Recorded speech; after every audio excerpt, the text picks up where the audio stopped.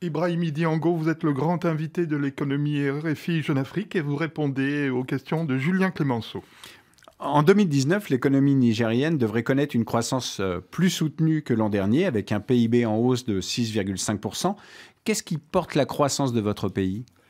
Bon, la croissance de notre pays est portée par des produits, de la mise en exploitation de certaines ressources minières qui n'étaient pas exploitées dans un passé récent, par également le secteur agricole qui, évidemment, en certaines années, connaît une vraie embellie.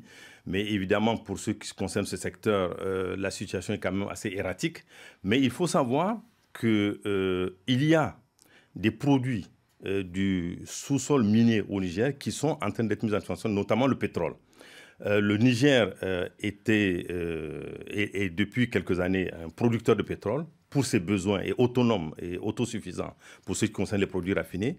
Mais dans les prochaines années, c'est pour ça qu'en 2019 et dans les deux, à court terme, le Niger va être un exportateur de produits bruts et de produits de pétrole brut.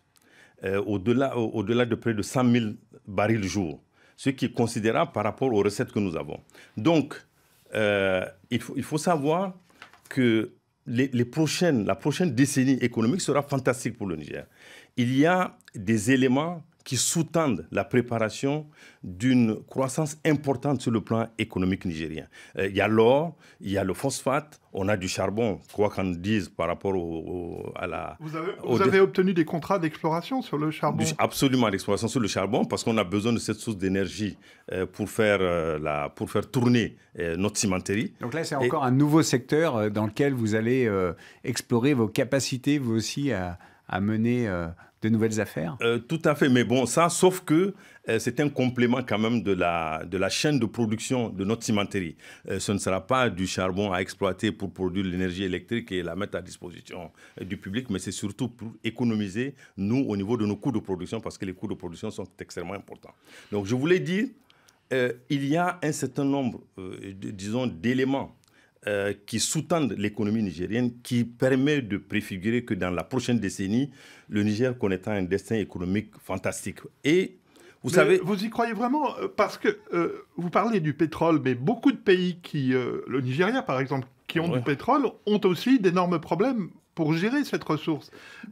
Est-ce que le Niger est prêt à affronter cette manne pétrolière? Est-ce que ça ne va pas perturber, au contraire, l'économie, accroître des phénomènes de corruption, etc.? Vous savez, je crois qu'il faut tirer les enseignements de ceux qui sont passés par là. Et je pense que le Niger va tirer les enseignements des pays qui ont eu cette manne et qui l'ont gérée d'une certaine façon. Ensuite, en dehors du pétrole, je vais vous donner quand même un indicateur. Vous savez, on parle aujourd'hui de la création d'un meilleur climat des affaires. Tous les pays le disent aujourd'hui.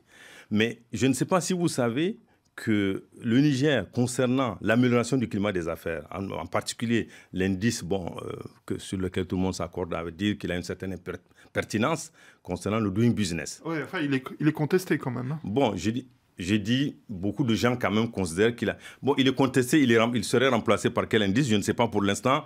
Il y a beaucoup qui le contestent, mais ils ne proposent pas une alternative à cet indice. Donc, en attendant, on peut continuer à utiliser celui-là, en attendant qu'on puisse trouver un autre indice moins contestable. Mais il faut savoir qu'en 3 ans, 4 ans, le Niger a fait un gain de 33 places dans le classement Doing Business. Et on est passé de 176e place à 146e en 3 ans. Ce qui veut dire qu'on fait un travail de fond, un travail profond de mutation de l'économie. Et il y a beaucoup de choses qui sont en train d'être faites. Et pourtant, bon, on le fait avec sérieux, avec humilité. Vous n'entendez pas de fanfare parce qu'un autre pays qui gagnerait 33 places va organiser un feu d'artifice toutes les semaines. Mais le Niger est un pays où la population sont des gens sérieux, qui travaillent en profondeur.